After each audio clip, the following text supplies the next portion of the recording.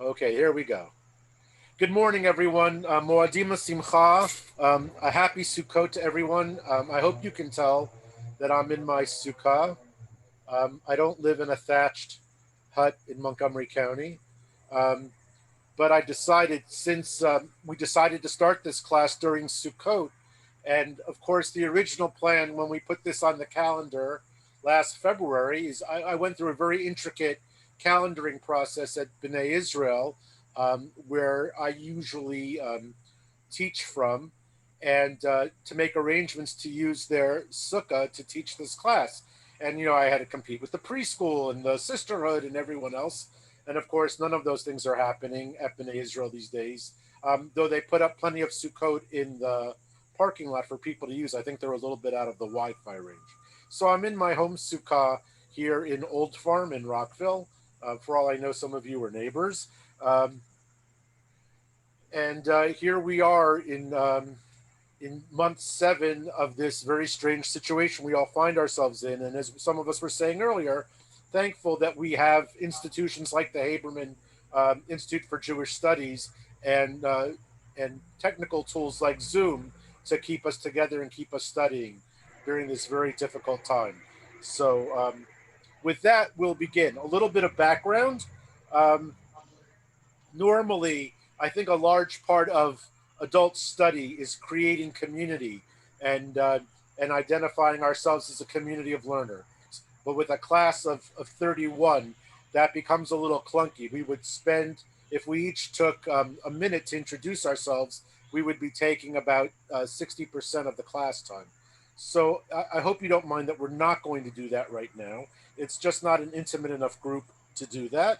I want to give you a little bit of background about where we are, starting with the book of Samuel this morning in terms of Jewish leadership and models of Jewish leadership, and just give you a little bit of historical context because at least the way I study text, I find it's helpful to know what we're talking about and when. So, when we talk about the history of the Jewish people, and even the term Jewish people is not a historically accurate term for the period we're talking about. We're talking about the early Hebrews, um, where Abraham was identified as a Hebrew because he came Me'ever. He came from across the Euphrates River. And so, because of that, that's where the name in Hebrew was Ayin Bet Resh, Ever, and that in Latin, and then earlier, first in Latin and then in English, right? Hebr, Hebrew. And so the early Jews were called Hebrews, Ivrim, and Abraham was the first, and we put him late Bronze Age, somewhere around 1400, 1450 BCE, right? So if you're trying to get a context, how long are we talking about when we talk about Jewish history? Roughly, we're talking about 3,500 years, right? And Abraham, if Abraham is the beginning, we're talking around 3,400, 1400, 1450 BCE. His grandson, Jacob, brings the family to Egypt, probably somewhere around 1375, 1350, 1325 BCE, right? The rabbis have a very hard time. The original prophecy to Abraham is you'll be in Egypt for 400 years and then you'll come out. And the question is, when does that 400 years start ticking? Even if you count it from Abraham's trip to Egypt, the one where he tells everyone that Sarah is his sister and not his wife, and they acquire Hagar as a servant. What is that? Something like chapter 14 or 15 of Genesis. Even if you start from there and you make it to the Exodus, which is around 1250, 1253 BCE, you don't have 400 years. And the rabbis try very hard, right, to fit a square peg into a round hole. Um, Fairly unsuccessfully, I think, at least from the point of view of ancient historians and archaeologists. The timing doesn't exactly work. Um, But let's say it was a period of around 250 some years, maybe 258 years of the Hebrews being in the land of Egypt, and Moses brings them out sometime in the early to mid 13th century BCE. They spend about 40 years in the wilderness, if we believe that happened, right? And why do I say that? I'm not trying to discount anybody's religious belief in the historicity of the Bible, but many archaeologists have been looking for evidence of a very large population of people residing in the Sinai Peninsula in the 13th century BCE, and they haven't really found any evidence of it, right? So, using a variety of techniques, infrared and a group of people, if we believe the numbers in the book of Numbers, if we believe the census that there were 603,500 men in the wilderness at Sinai um, when the Torah, around the time the Torah is given, right? So what does that presume? A population total with women and children of about 1.6, 1.7 million. They would have left a garbage dump. They would have left bones. They would have left pottery. They would have left some evidence of their having been there, and it hasn't been found yet. I'm not saying it didn't happen. I'm not saying it did happen. It's part of our collective memory. And I'm not telling you to stop holding your Passover Seder because maybe the Exodus didn't happen. Myself, I was raised and I continue as an observant Jew, but I also kind of take a relativistic modern scientific view of some of these things that it may be part of our identity, even if it didn't happen. There's a very funny joke about that from the Knesset that maybe I'll tell you another time. But suffice it to say, um, the Hebrews, the children of Israel, get to the cusp of the land of Canaan at the border with the Jordan River on Israel's eastern border, um, sometime at the end of the 13th, beginning of the 12th century BCE. And for about the conquest takes maybe a dozen years or so. Um, we remember the stories from the book of Deuteronomy. Um, Two and a half tribes stay on the eastern side of the Jordan. Reuben, Gad, and half of Manasseh stay on the eastern side, but they agree to assist in the conquest of the rest of the land west of the Jordan. They cross the Jordan, they conquer the land. It's a little unclear exactly what the borders of the conquest were. Um, you've got 10 and a half tribes inside what was then known as the land of Canaan, stretching roughly, if Beersheba is the southern border and the upper Galilee is the northern border, around not far from where the border with Lebanon is today, the tribes were mostly not on the coast, right? The coast was the Philistines. Even the book of Exodus says Moses didn't take the children of Israel by the shortest route by the sea coast from Egypt up the Mediterranean coast, the southwestern coast of the Mediterranean, southeastern coast of the Mediterranean, up to the coastal plain because it was inhabited by the Philistines, who were a very well armored and very well provisioned militaristic people. And mostly the children of Israel lived fairly pastoral, probably mostly the life of herds people with a few subsistence, with mostly subsistence farming as their way of life in the hill country from Beit Shemesh east, right? So probably the western border of the kingdom of Israel is what we consider, almost eastern Israel today, the area around the Elah Valley, Beit Shemesh, the area called Mate Yehuda, as far south as Hebron, that ridge of hills that starts in the Sinai Peninsula, right? That forms the the western border of the geologic rift that that goes that way, that goes north from there into Syria and Turkey, and And in that hill country is mostly where the children of Israel live. Why the hill country? It's easily defensible. Its hills are good for raising goats and sheep and the small amount of cattle that they had. The tribes with the largest amount of cattle are the ones that stayed in the plains to the east of the Jordan, right in what's now Jordan, in the country of Jordan. That was considered better pasture land for cattle, and Reuben, Gad, and Menashe had more cattle. But for sheep and goats, the hill country is good. It's easy to defend. It's easy to collect water because it comes off of the hillsides.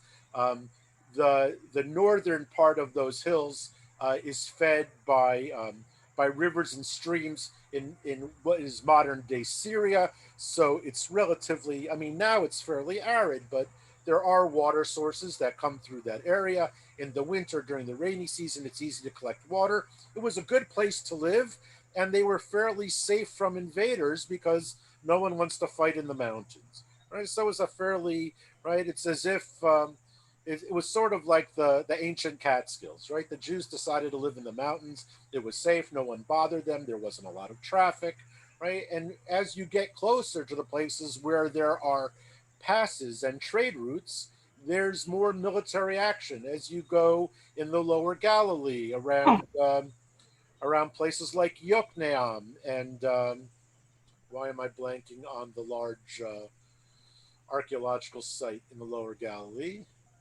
It'll come back to me. Um, right? Megiddo, right? Places like that were the sites of a lot of battles. Why? Because they were trade routes. So here we are, we're living fairly pastoral lives, not really in city states, right? In Egypt, there were city states. Later on, in Athens and Greece, maybe even the Emorites and the Moabites had slightly larger cities. We just read on Yom Kippur the book of Jonah, and we know the city of Nineveh is said to have 100,000 people, right? That would have been a megalopolis in ancient times. The Israelites are living in much smaller settlements. They're living in the hills. They're living in villages. Probably the largest town wasn't more than 15, 20, 25,000 people. And so they had a fairly loose administrative structure, right?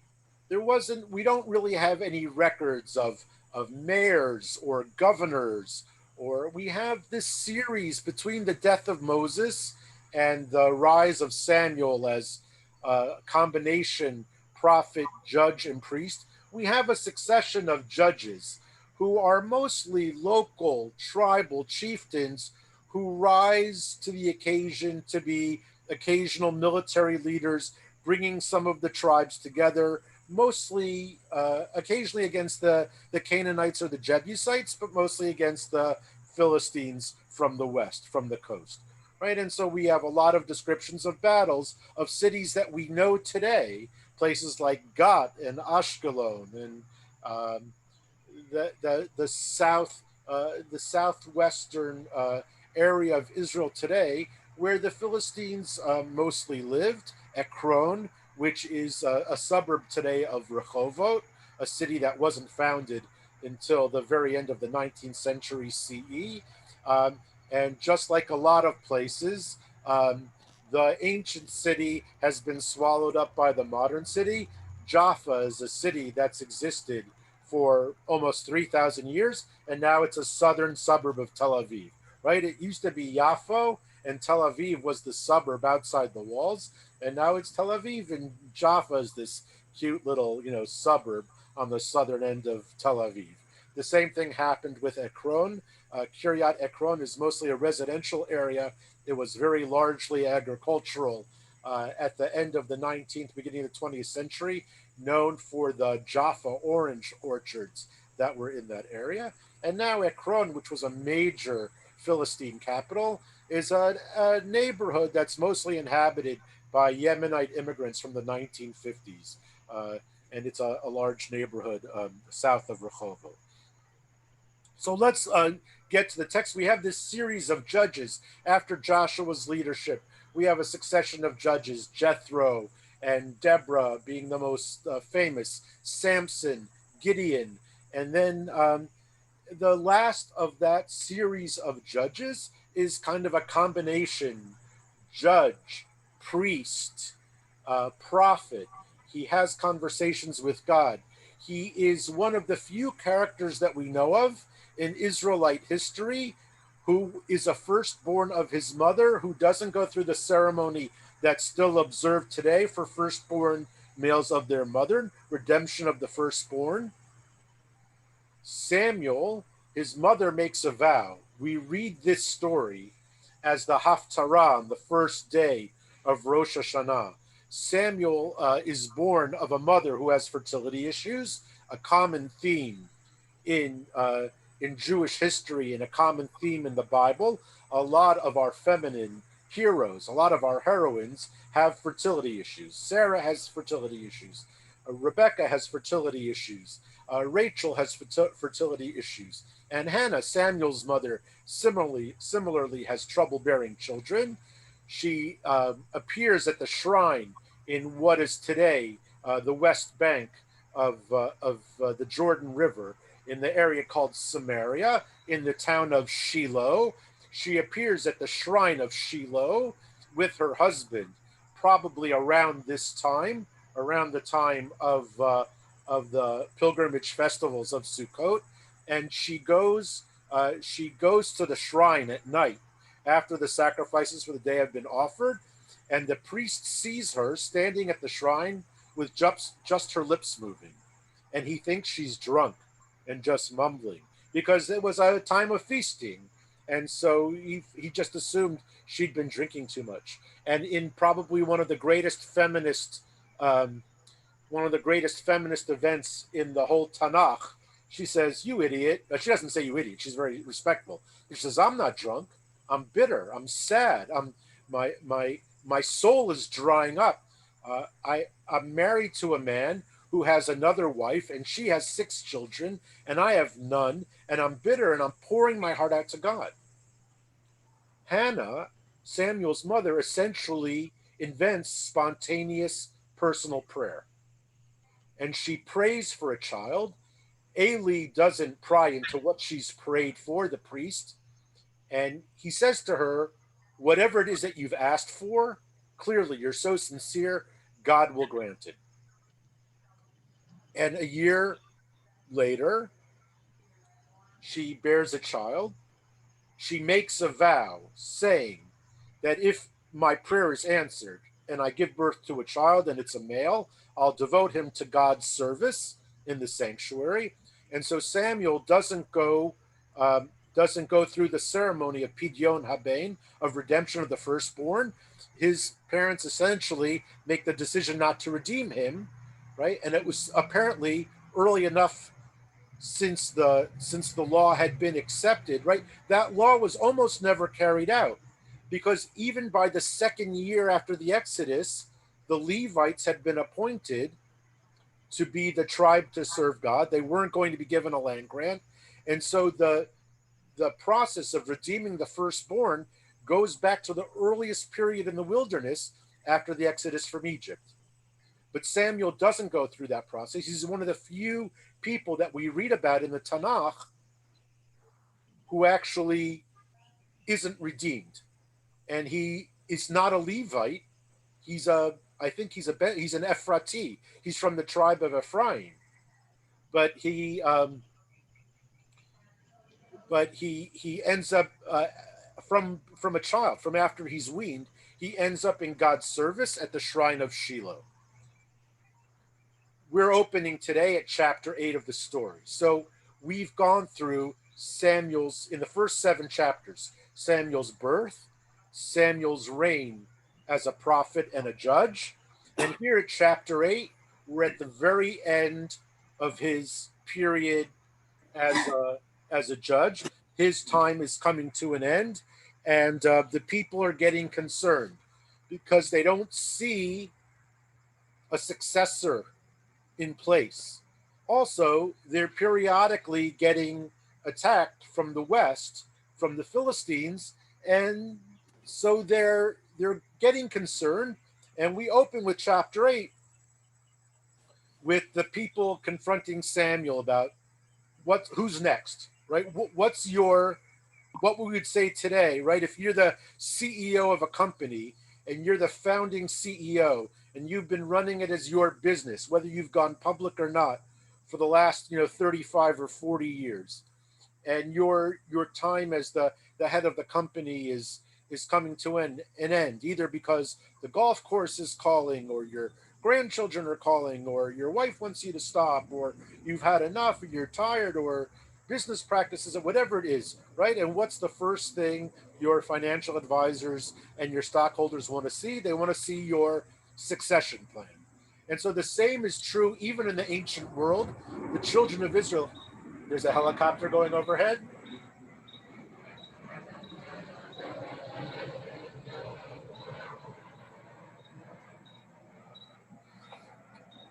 It's one of the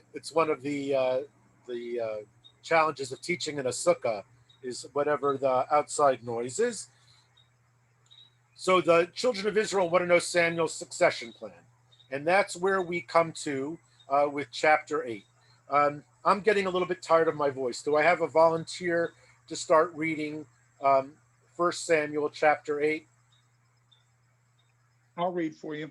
Okay. I don't know. Ralph, was that you who said that? No, it's Richard. Oh, Richard. Okay, Richard, why don't you start?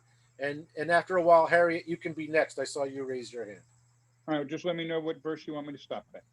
1 Samuel chapter 8. Chapter 8, verse 1.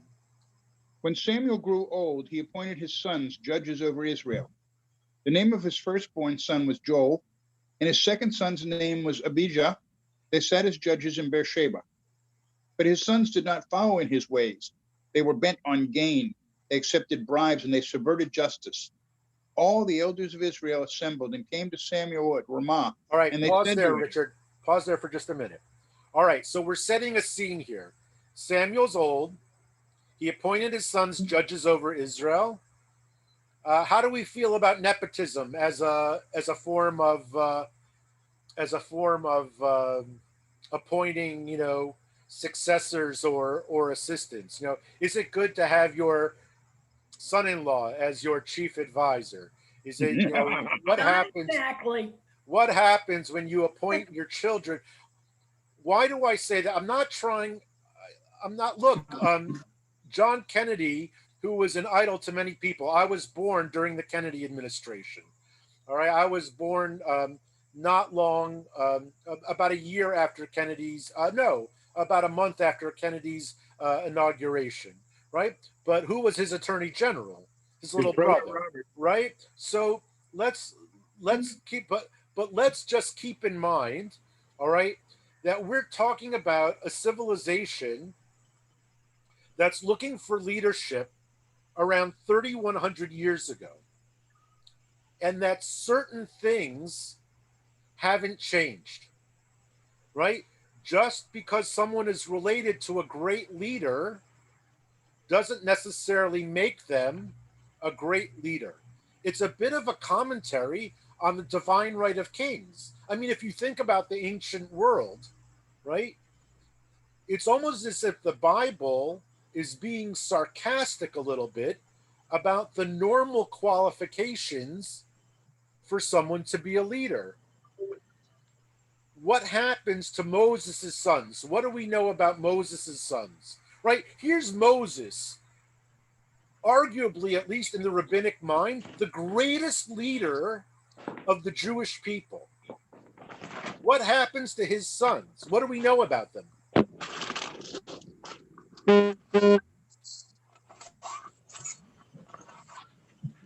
Almost nothing, right?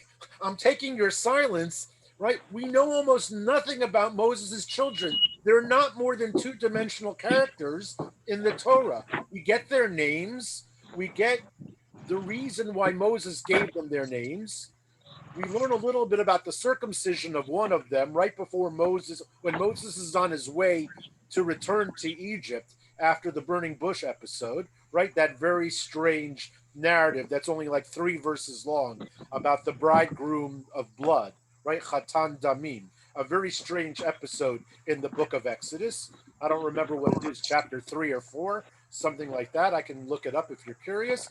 But we know almost nothing about Moses' son. Here's this great leader, handpicked by God, and yet his sons don't take over the family business, right? They don't follow their father. Joshua, who was an able, long-serving assistant, becomes the successor.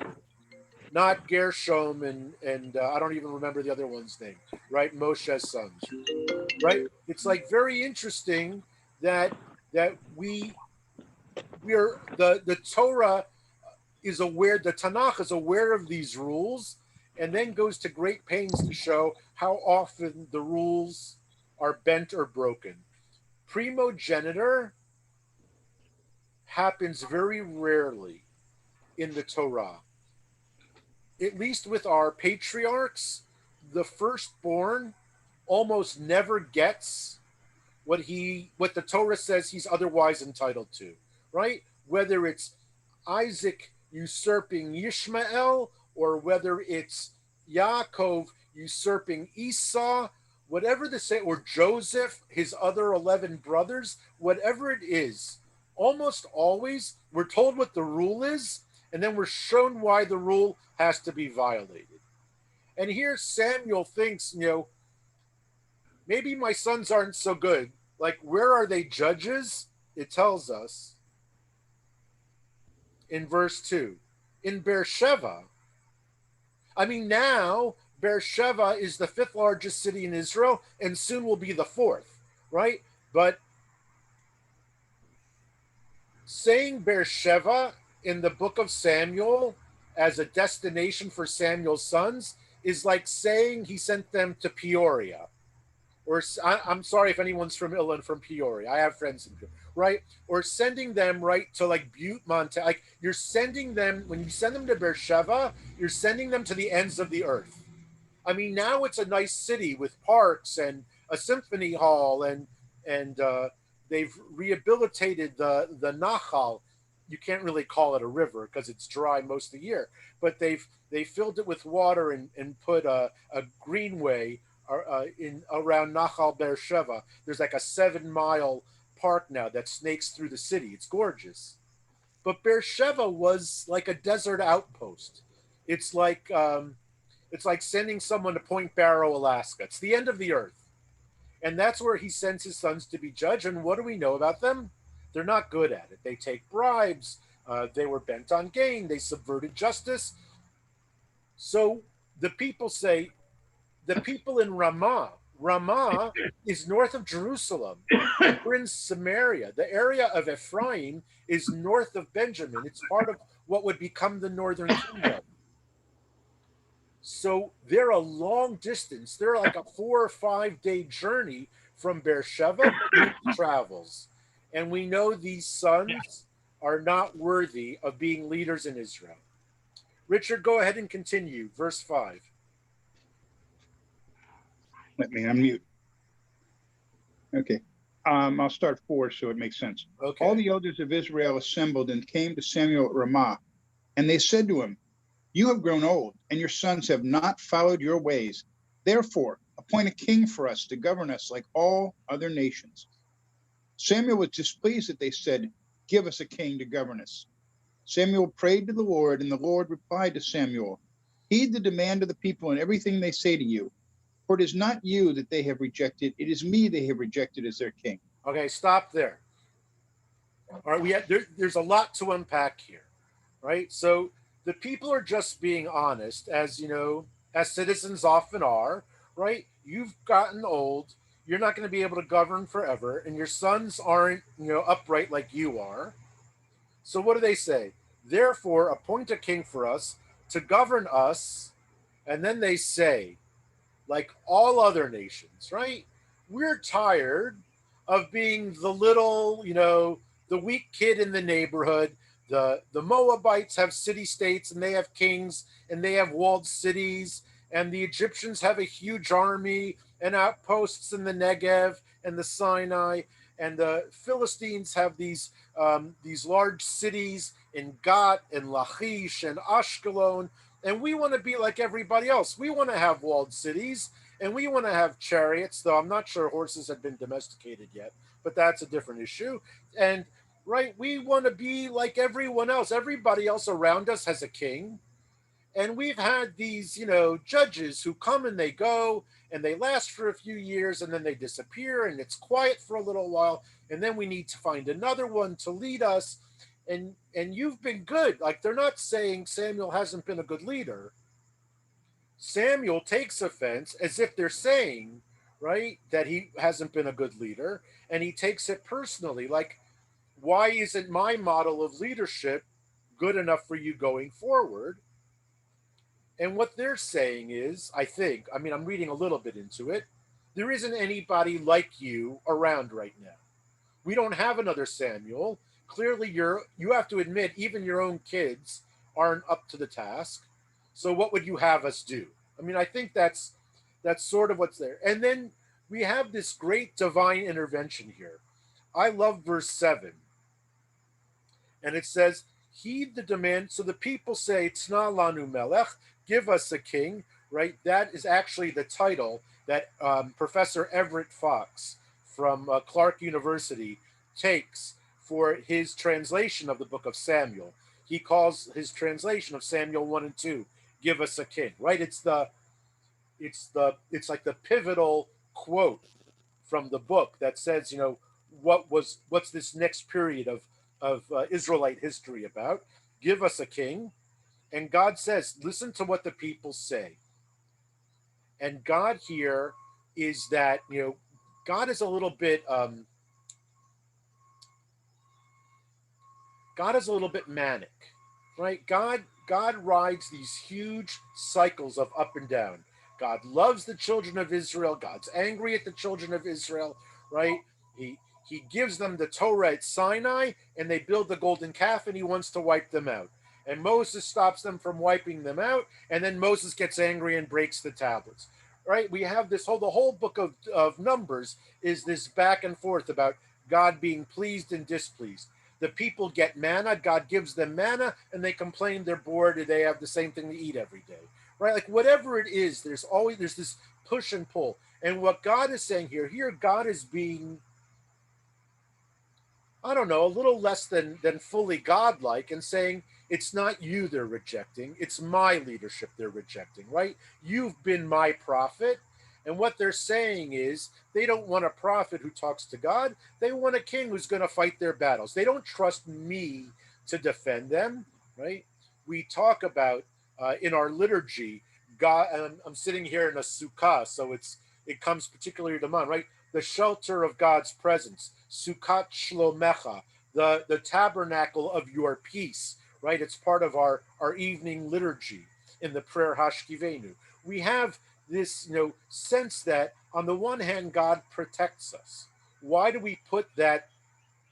Again, I don't mean to offend anybody in terms of ritual practice. I have them on my doors too, right? But we have this amulet, I don't know another name for it, that we put on our front doors, right? And inside there's a scroll. And sometimes there's a letter or a word on that amulet. I'm talking about the mezuzah, right? We put this symbol on our doorpost. And at some level, right, we very often put a shin or the word Shaddai on that. Shaddai is one of God's ancient names. But the rabbis say Shaddai is also an acronym for Shomer Doltot Yisrael, who guards the doorways of Israel. Yes, it harkens back to that night in Egypt of putting the blood on the doorposts and on the lintel to say this is a Jewish home, the angel of death should pass over it. But it's also a little bit, if I can be so bold, it might be a little bit superstitious, right? To put this thing on our front doors that we say God is protecting our house, right? And I don't mean to be offensive, right? But I know there are communities that when certain things happen in the community that are negative, a rash of deaths or something bad happens, that sometimes rabbis will say, everybody should have their mezuzot checked, right? If we're having a spate of bad luck or a spate of illness, does anybody just raise your hands if you've heard of that being said before? Right? I mean, so we have this, and look, that's not exactly a 21st century rationalistic scientific point of view to have your mezuzah checked if people in your house are getting sick, right? Like, I'm just saying, it's not. On the other hand, it's sort of like chicken soup, right? It might help and it can't hurt, right? So we do it anyway. It's a very long tradition. It's a very long commandment in the Torah. Comes from chapter 6 of Deuteronomy, the commandment to put those words on the doorposts of your house, right? It's something we've been doing for a very, very long time. So on the one hand, God is saying, do everything they tell you. The only time I remember God saying something similar, we also just read on Rosh Hashanah. It's part of the Torah reading for the first day of Rosh Hashanah, when Sarah tells Abraham that he has to get rid of Hagar and Ishmael and send them out of the house. And he's conflicted about it, as you would hope he would be as a human being. And God says, Kol asher tomar lecha Sarah, everything that Sarah tells you, shema bekolah, listen to her voice, right? And ever since then, Jewish husbands have had to do everything that their wives tell them, right? It's a very long-standing tradition, and it goes back to Sarah and Abraham. And God is using very similar vocabulary here to say to Samuel, look, they're not rejecting you. They're rejecting me. The people are saying they don't trust that I will continue to protect them. They want some kind of human, because Samuel, though he does engage in a couple of violent acts during his career, he beheads the king of Amalek at one point when Saul refuses to do it. Well, we may or may not get to. I don't know that it's a text we're going to get to in this survey course. In a more detailed course I teach on the book of Samuel, we do get to it. But Samuel, it's not that Samuel's totally without violence, but he is first and foremost a prophet. He's a man of God. He works at the shrine at Shiloh. He's not a Kohen by birth, but he's a Kohen by a vow that his mother took, right? By his mother taking a vow and pledging him to the service, to God's service. He's a Kohen by vocation, but not by birth. All right, Harriet, why don't you continue? Verse 8. Verse 8. According to all the deeds which they have done to me, from the day I brought them up out of Egypt, even to this day, forsaking me and serving mine is. gods. But so they are also doing to you. Now then, hearken to their voice. Only you shall solemnly warn them and show them the ways of the king who shall reign over them. So Samuel told all the words of the Lord to the people who are asking a king from him. He said, these will be the ways of the king who will reign over you.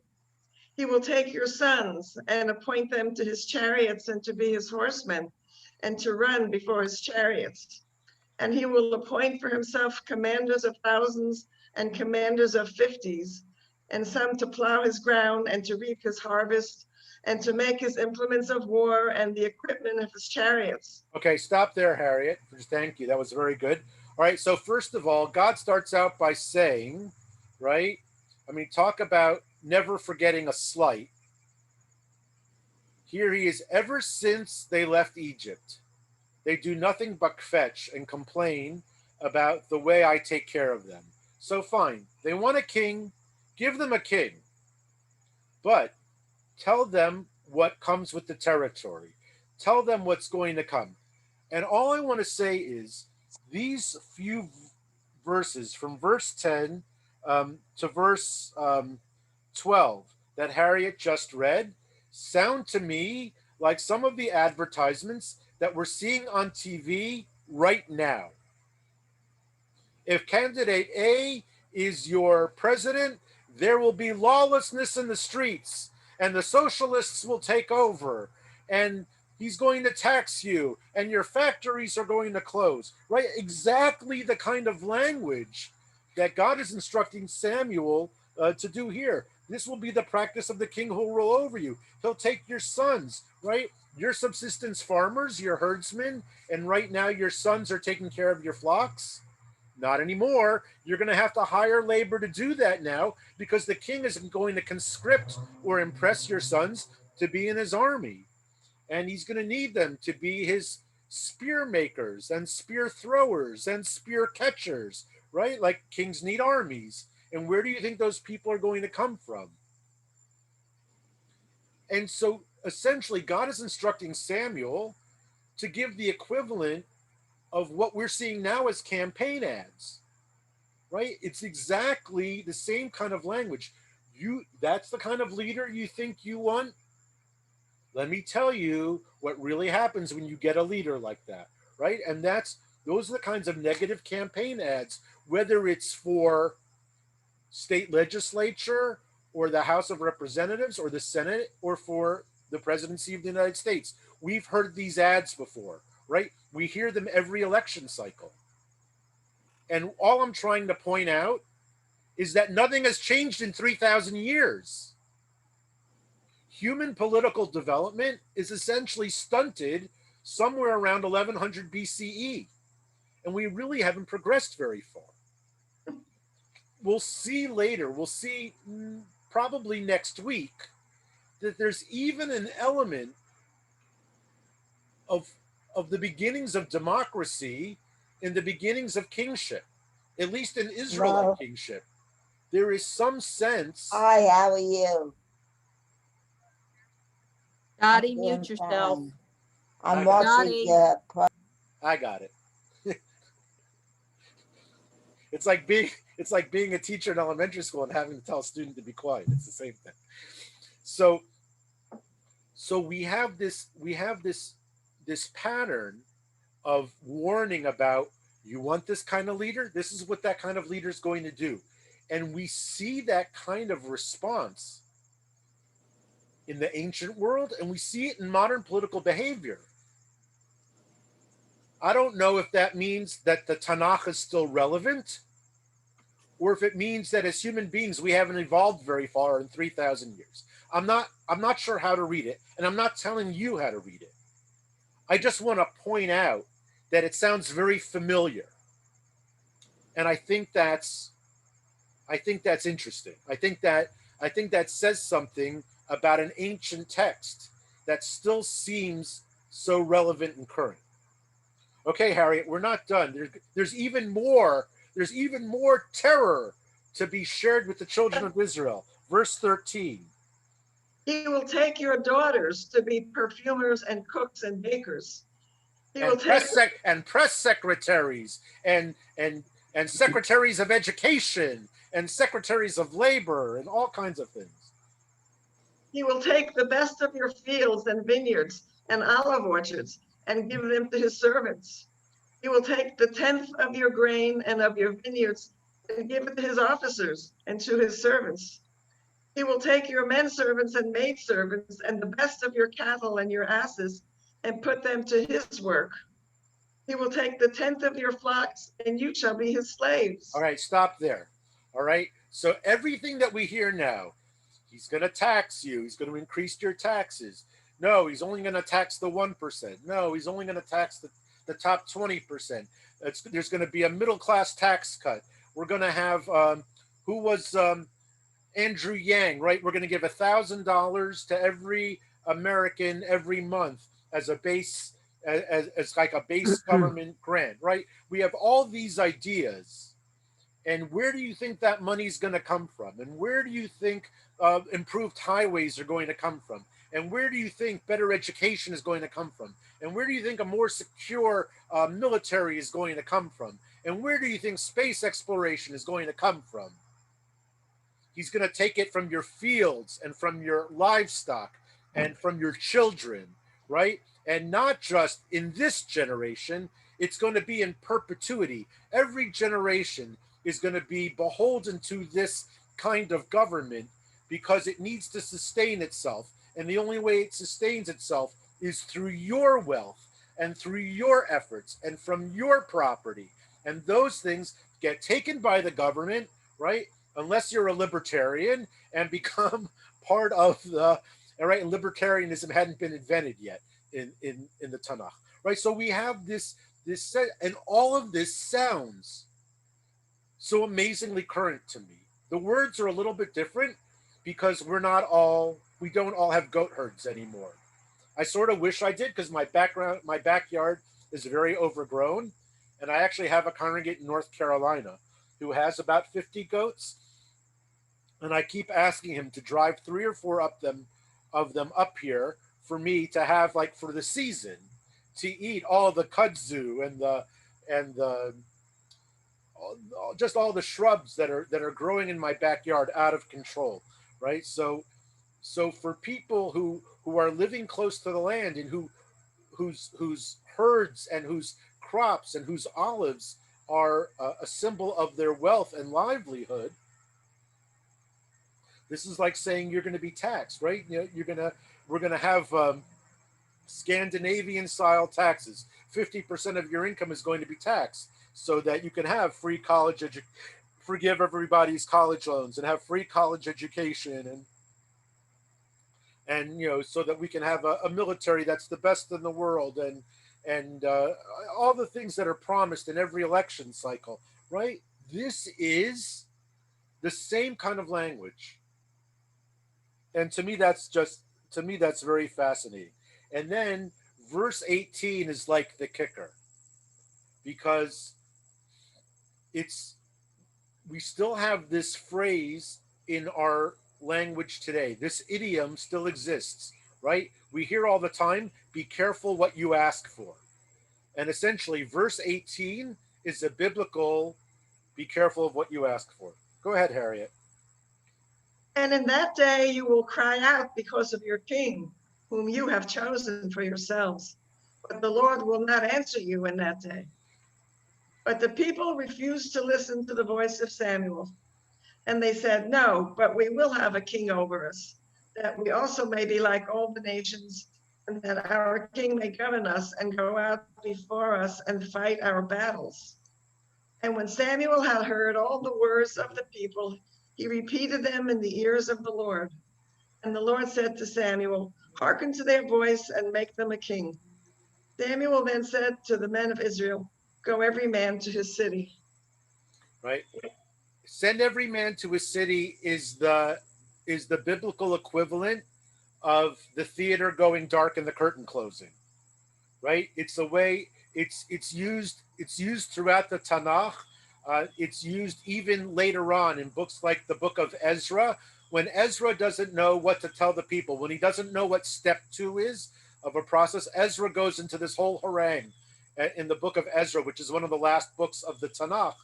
He goes into a whole harangue about the returnees from the Babylonian exile, right? When Cyrus of Persia allows them to return to the land of Israel sometime, you know, in the 6th century BCE.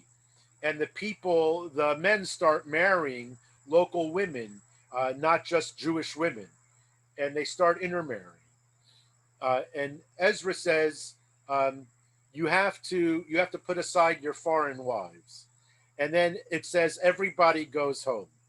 And what we never learn is whether anybody actually does it. And we're pretty sure no one does, right? Like Ezra gives the rabbinic line. I mean, there weren't rabbis yet, but he gives kind of, right, like this is what he says, this is sort of what God wants. But in the end, you know, love wins. And people pretty much don't leave their wives. And Judaism, both in the ancient world and I think in the modern world too, figures out, you know, how to deal with intermarriage, and maybe even to see it as a way of increasing the numbers of the Jewish people that have always been a minority, right? That maybe it isn't the bad thing that Tevye thought it was, and maybe the world is changing a little bit. So even in the ancient world, so it's sort of when the leader doesn't know what to do next, what to say next, he sends everybody home, and then there's a period of time where a strategy is developed.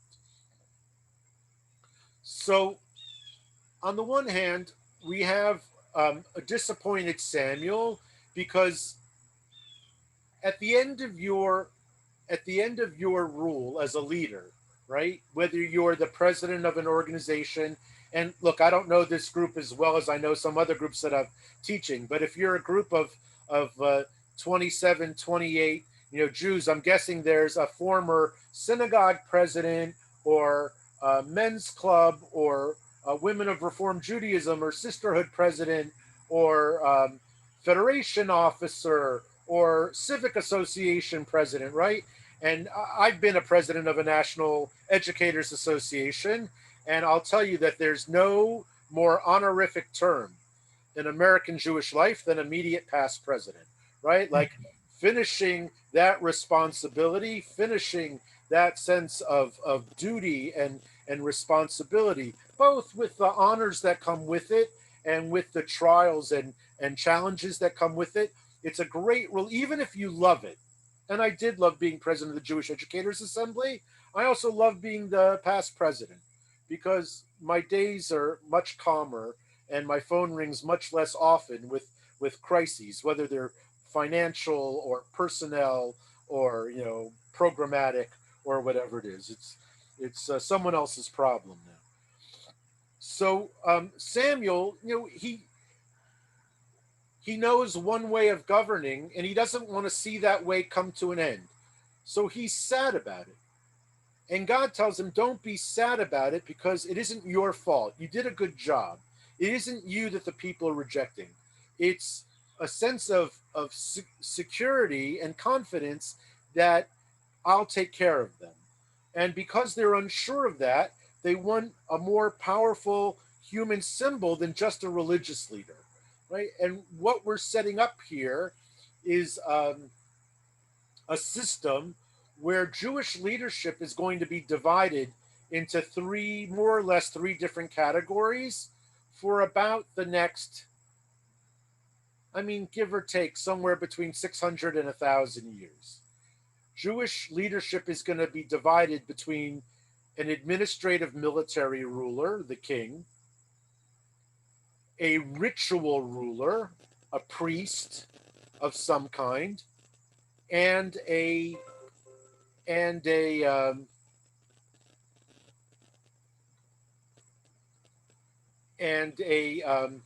prophet, God's spokesperson on earth, right? And those three different offices at different times will sometimes work together and sometimes work at cross purposes to lead the Jewish people. The king is not a religious leader for the most part, though it can certainly be argued that there were certain spiritual aspects to David's kingship.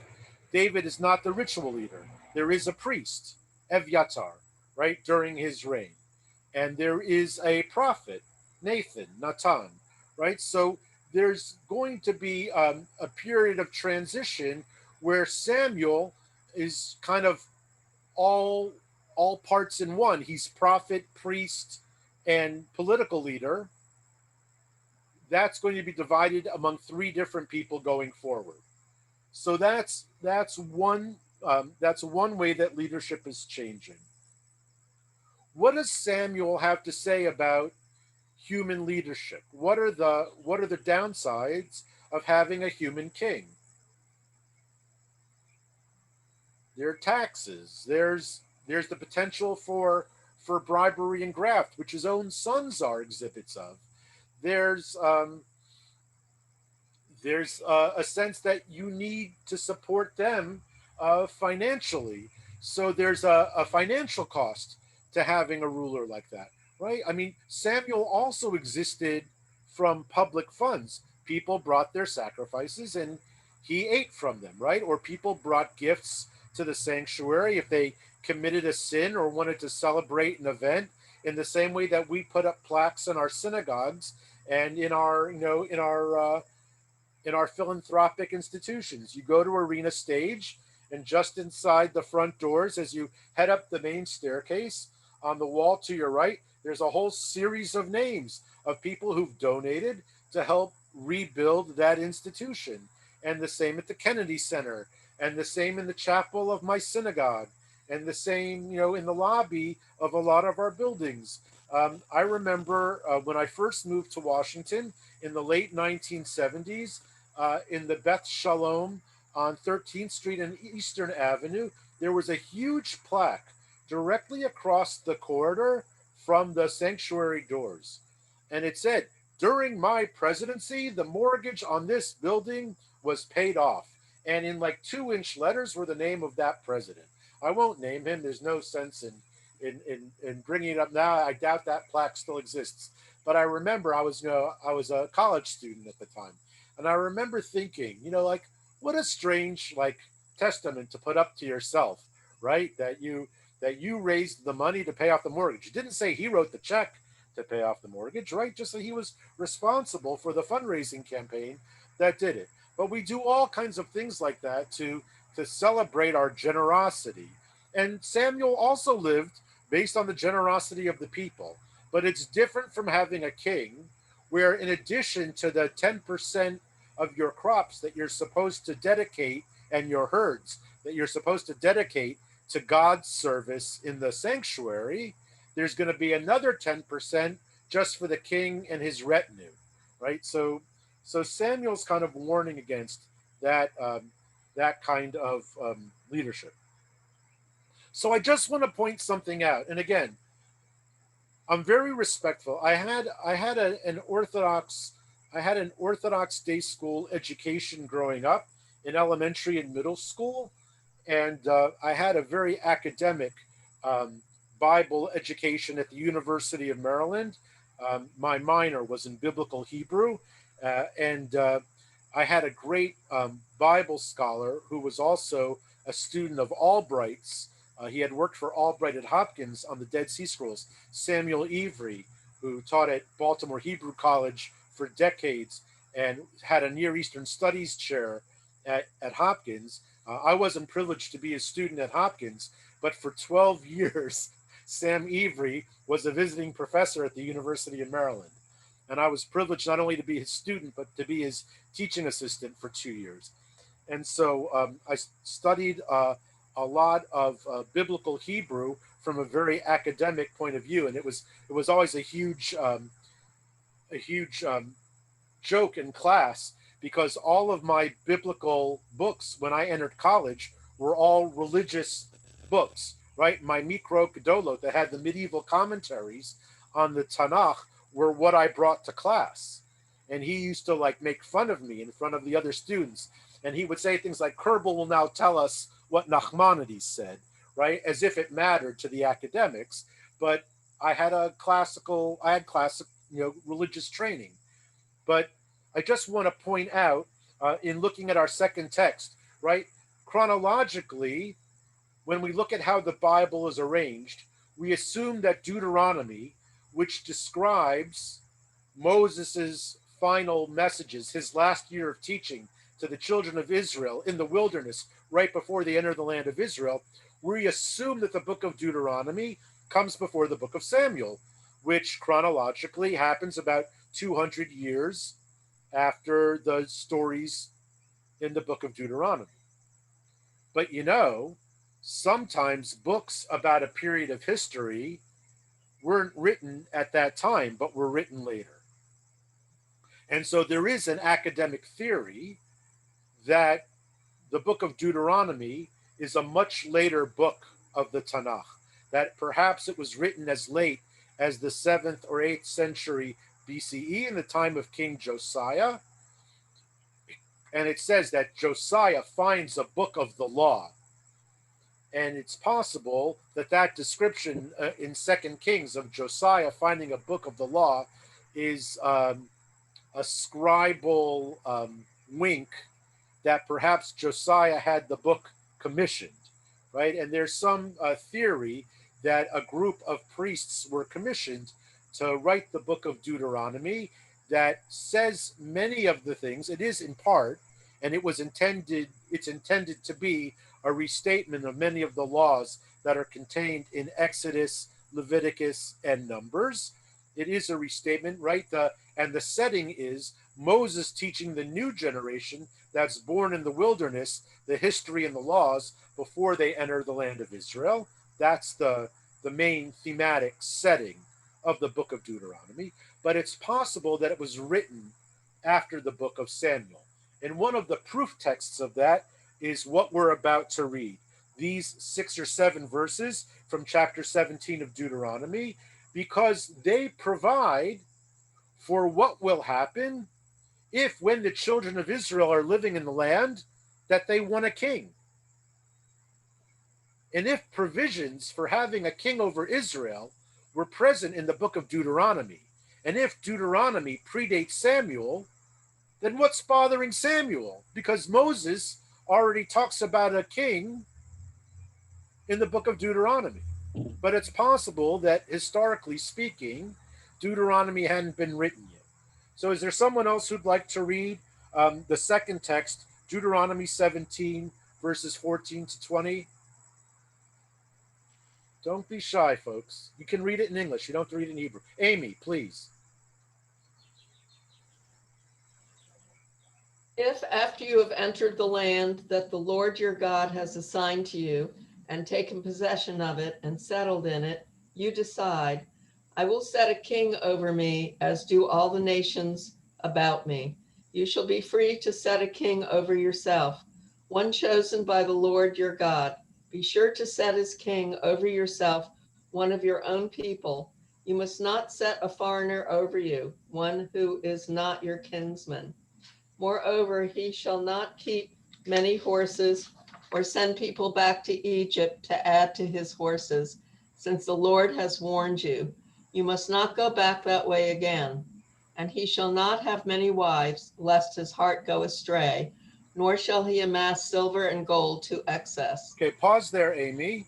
All right, so we're starting to get the qualifications for the job description of King of Israel, right? So the first requirement is it has to be one of you. He has to be an Israelite.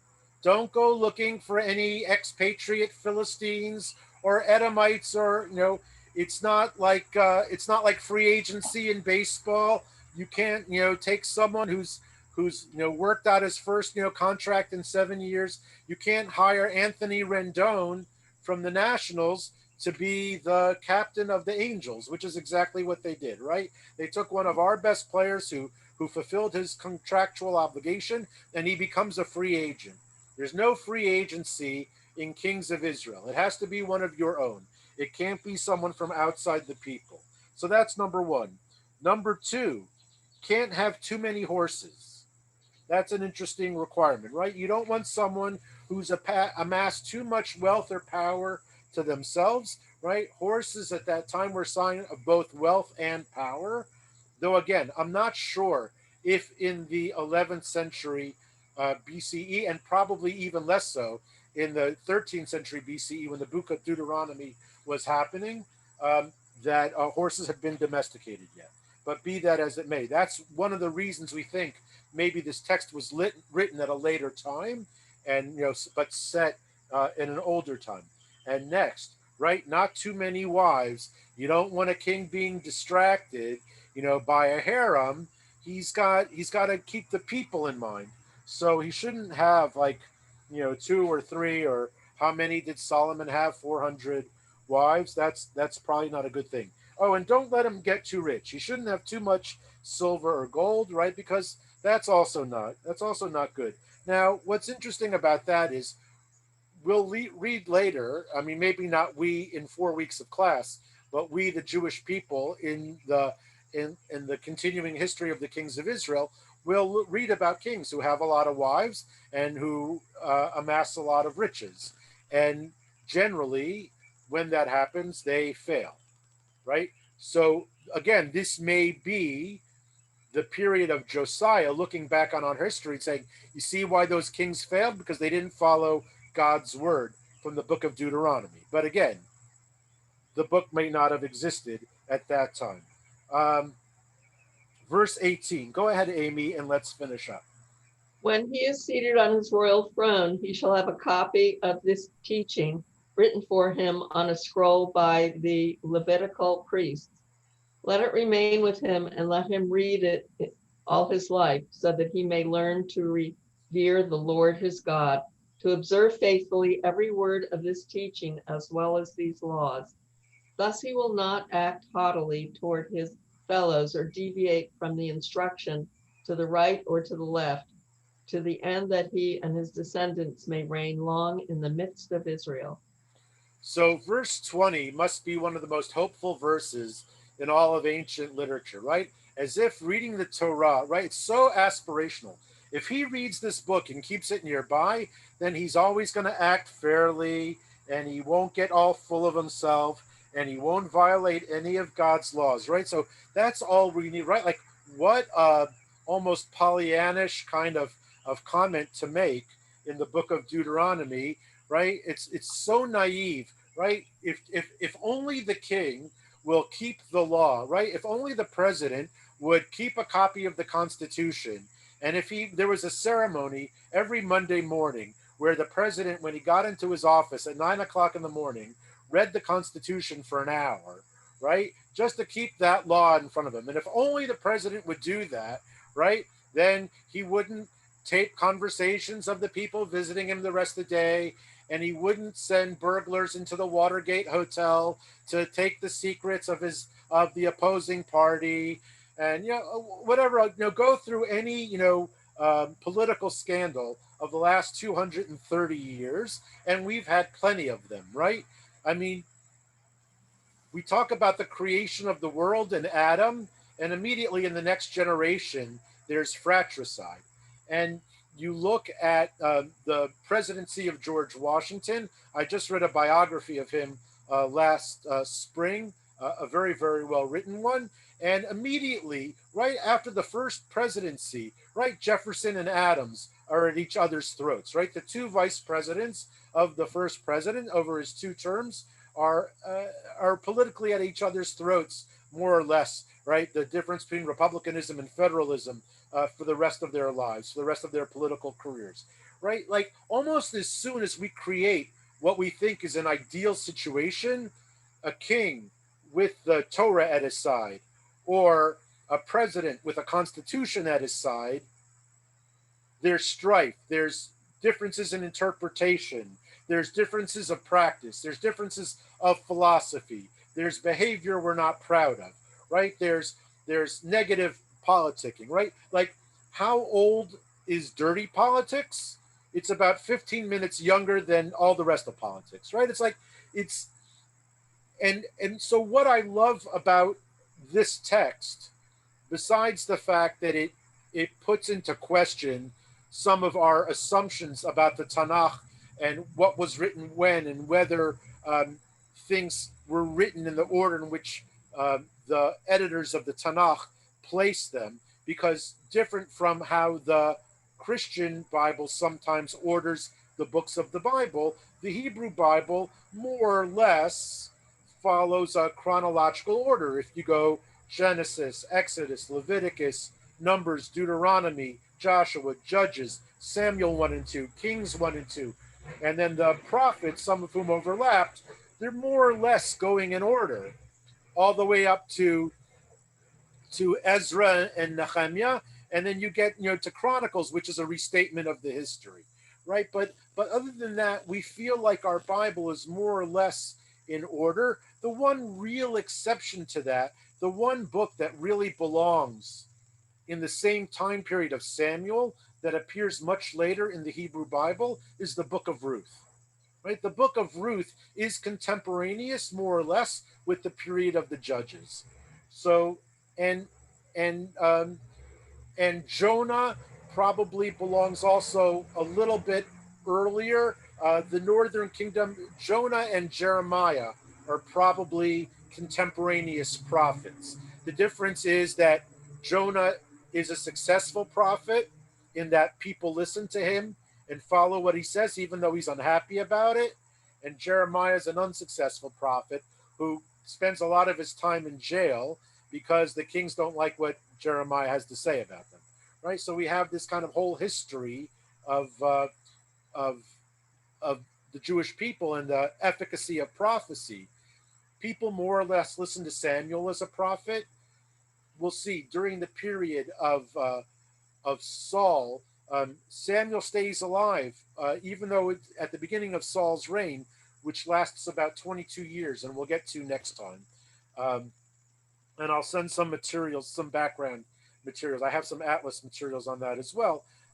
We'll talk next time about the fact that even though we think by reading chapter 8 that Samuel's career is over, he hangs around for a while. He hangs around long enough to live through all of Saul's kingship, another 22 years, and into the beginning of David's. All right, so he hangs in there for quite a long time. Again, a similar literary example is the life of Isaac. We think when Jacob flees from Esau, why does he ask for his father's blessing? We think his father is about to die. We think Isaac is at the end of his life. Isaac is still alive when Jacob returns to Canaan over 20 years later, right? So we have this historical device where someone's getting old, right? I think my kids, certainly the way they're treating me during the COVID outbreak, my kids think I'm old because they're not allowing me to go anywhere. I haven't been to a store other than curbside pickup since March. I haven't been inside of a synagogue since Purim, right? Like my kids are treating me like I'm this very fragile vessel, and I appreciate it. I do, but our bubble is very small, and I've only been in the immediate company of 4 other human beings since mid-March. My younger daughter, her husband, and my grandson, and it's because I'm charged with providing some of the daycare for my grandson, my wife and I. So it's just the 5 of us in the bubble, and even my older daughter, who lives in Silver Spring, we can only see at a distance in the front yard. She is our designated Instacart shopper, right? Our older daughter is the one she's teaching live and in person at a school in Virginia, and she has a roommate, and her life is a little bit more, while she takes precautions, she's outside of our bubble. So we're all adjusting to a new normal. Hopefully it won't remain so forever, but I don't know that things are going back to where they were either. So that will conclude Steve, today's can I ask you a session. quick question? Sure. I'm looking at this. I'm looking at Deuteronomy in 20, that he and his descendants may reign long in the midst of Israel. Isn't that more proof that Deuteronomy had to be written after Samuel? Because you had talked earlier that Samuel does not saying, yeah, I might give you a king, but there's nothing in Samuel that says I'm about to create a hereditary line of kingship. And I'll give you a king right now, but it's not going to be hereditary, while Deuteronomy seems to imply hereditary kingship. So Samuel doesn't say it outright. The assumption is that kingships are mostly hereditary, and the assumption is during Saul's kingdom that Jonathan is going to be his successor until Saul does something wrong, and God makes it very clear through Samuel that Saul has lost God's favor, and it isn't going to be Jonathan. And part of the poetry and the metaphor of the relationship between David and Jonathan, on which much has been written, both in classical sources, in midrashic sources, in rabbinic sources, but also in 19th and 20th century literature, right? The kind of filial love, brotherly love between Jonathan and David, is that Jonathan doesn't seem to begrudge the fact that he isn't going to inherit the kingship from his father, and that his best friend David is, right? It's part of the dynamic of the book of Samuel, is this tension between Saul and David, and this triangle that Jonathan is in the middle of loyalty to his father and loyalty to his friend David. And Jonathan accepts the fact that he's not going to become king. And because of his love for David, is even protective of and encouraging of David.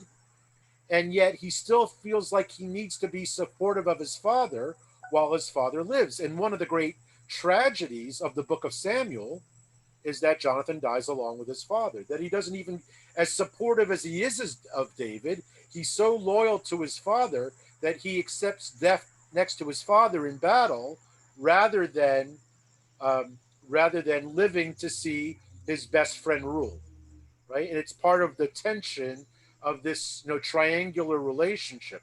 So I think the assumption in the ancient world is this sort of divine right of kings and primogeniture, where the firstborn of the king inherits. We see even with David's sons, there's a battle later on for kingship. It's a very, very messy relationship. David's being one of David's sons is the equivalent in the 20th century, in the 1960s, of wearing a red uniform on Star Trek, right? If you get beamed down to the planet and you're wearing a red shirt, chances are you don't have a name and you're not going to make it into the next episode. And the same is true of David's sons. We meet them and they get bumped off pretty quickly until we get to his successor, Solomon, right? So there's this tension of, we know that the rule is the firstborn is supposed to inherit, but generally, at least in Jewish history, we wink at it and we find some way to circumvent it. And that's true starting with Cain and Abel, who aren't even Jews. It's true in the biblical model. It goes all through the book of Genesis. It continues not so much in Exodus, except that Moses' sons don't inherit anything from their father, as far as we can tell. They're almost, two-dimensional characters that we know by name in almost no other incident. We have Joshua, who has some substance, but Joshua's sons we don't even know if Joshua has sons. We know that some of the other judges have children, but they don't follow in their footsteps. Gideon famously has a daughter who he makes a vow and the daughter dies. It's a very sad story, right? But there's very little, until David, there's very little of children even following their parents' leadership. It happens very little. But we'll get more into that a little bit next week as we get into Saul. So we'll see you then. Enjoy the rest of Sukkot if you're able to celebrate, and we'll see you next Tuesday. Thank you. Thank you. Yasha Kala. Yasha Koa, wonderful as always, Steve. Thank you. Thank you. Yasha Koa. Thank you. Thank you very much. Yep.